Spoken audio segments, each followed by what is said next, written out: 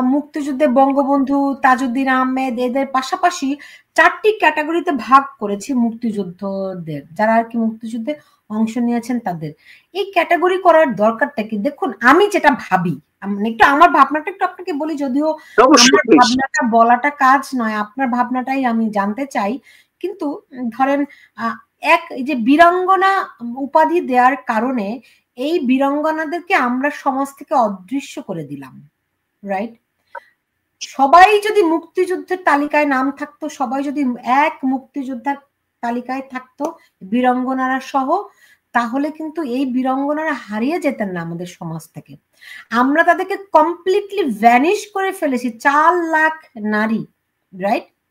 মানে এইটা যে বাংলাদেশের নারীদের জন্য কত বড় একটা নিষ্ঠুরতা, কত বড় একটা রাজনৈতিক কৌশল, যে বাংলাদেশের নারীদের, মুক্তিযুদ্ধের নারীদের যে ত্যাগ, যে অবদান, এটিকে মোটামুটি একেবারে মুছে দেওয়া হলো এক বীরাঙ্গনা খেতাব দিয়ে, রাইট? তো এখন যে মুক্তিযোদ্ধাদের সহযোগী, কত নানান নামে, 4টা নামে তাদেরকে ভাগাভাগি করা হচ্ছে। এমনিতে আমাদের ভাগাভাগির কোনো শেষ নাই। তো এই ভাগ কি জন্য একটু বলেন তো?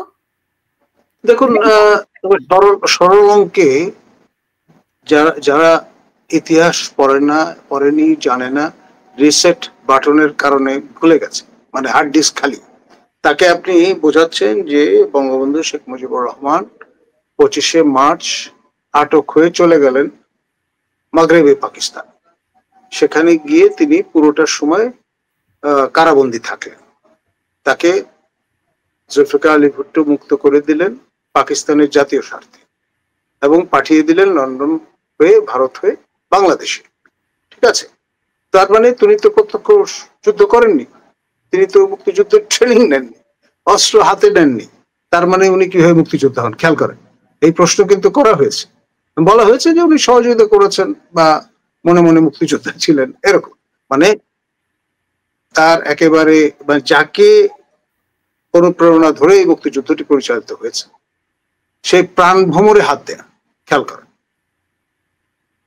আমি সেই জন্য তো রিসেট বাটন অত্যাবশ্যক, কারণ যদি রিসেট বাটন দিয়ে ইরেজ না করা যায় তাহলে তো লোকজন মৌলিক প্রশ্ন তুলবে।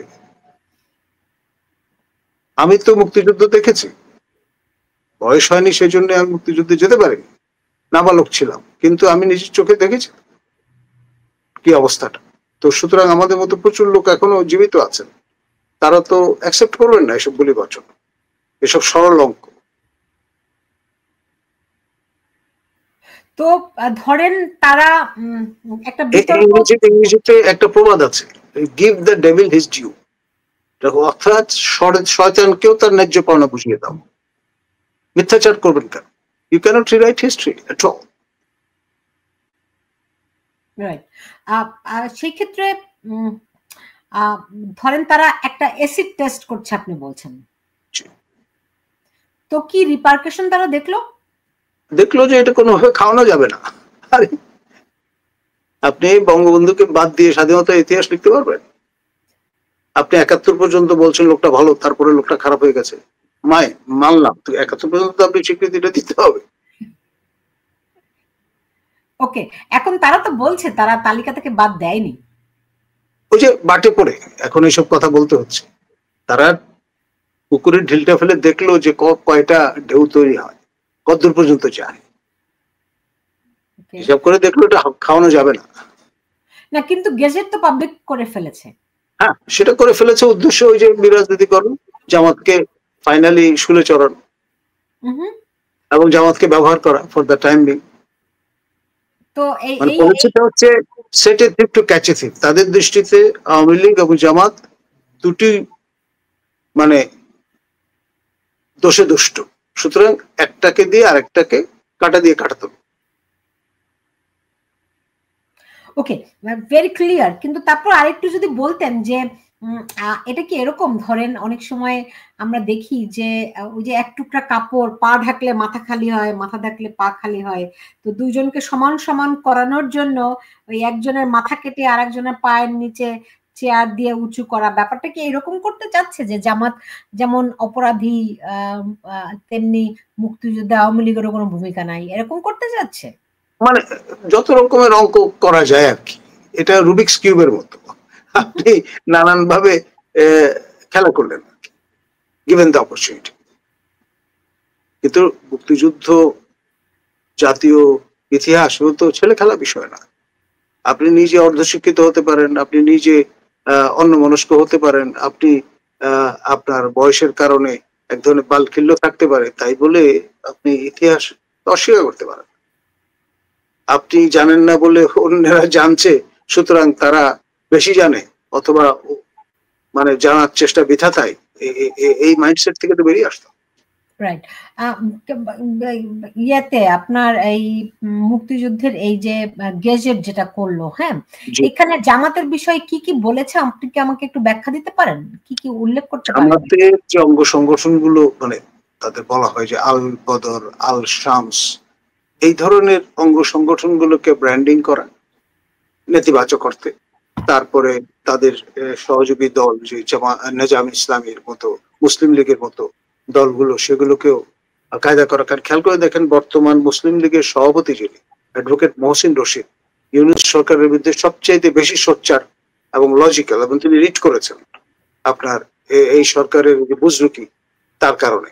কারণ যে রেফারেন্সের দোহাই দেওয়া হচ্ছে এবং ফুল বেঞ্চ ছাড়া সেই রেফারেন্স আসলো কোত্থেকে? মাননীয় তৎকালীন প্রধান বিচারপতি এবং বিচারপতি দুজনই তো সেনা হেফাজতে ছিলেন, তার মানে স্বাক্ষর জাল করা হয়েছে। এসব বিষয়গুলো তিনি তুলে ধরেছেন, সুতরাং তিনি খারাপ হয়ে গেলেন। যেহেতু মুসলিম লীগের সভাপতি, সুতরাং মুসলিম লীগ খারাপ। ইউনূস সরকারের দৃষ্টিতে মুসলিম লীগ খারাপ, ইউনূস সরকারের দৃষ্টিতে নেজাম ইসলাম খারাপ, ইউনূস সরকারের দৃষ্টিতে জামাতে ইসলাম খারাপ। এখন এই সবগুলো লোককে তো এক পতাকার নিচে দাঁড় করিয়েছেন, করে তখন তো কিস্তি টুপি মাথায় দিয়ে ঈদের জামাতে চার্চিও কায়দায় নামাজ পড়ার চেষ্টা করেছেন, পাশে টেবিল গ্লাস রেখে। এবং আমি তো দেখলাম নীলফার চৌধুরী মনি, যিনি বিএনপির সাবেক মাননীয় সংসদ সদস্য, তিনি বলেই ফেললেন যে ভুল নামাজ পড়তেও ভুল করেছেন।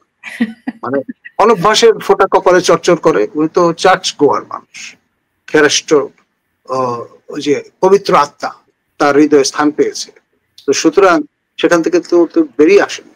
এবং মজার ব্যাপার হচ্ছে, আপনার বিএনপির ভাইস চেয়ারম্যান বরকতুল্লাহ ভুলু মহোদয়, তিনি কিন্তু আবার একটা বোর্ড তৈরি করেছেন, মেডিকেল বোর্ড, যেরকম হয় মানুষ অসুস্থ হলে তিনি বোর্ড তৈরি করে দায়িত্ব দিয়েছেন জামাতের আমির শফিক সাহেবকে, এটা নিয়ে বোর্ড বসিয়ে অনুসন্ধান করার জন্য যে এই লোকটাকে কিভাবে ইসলামে ফেরত নিয়ে আসা যায়।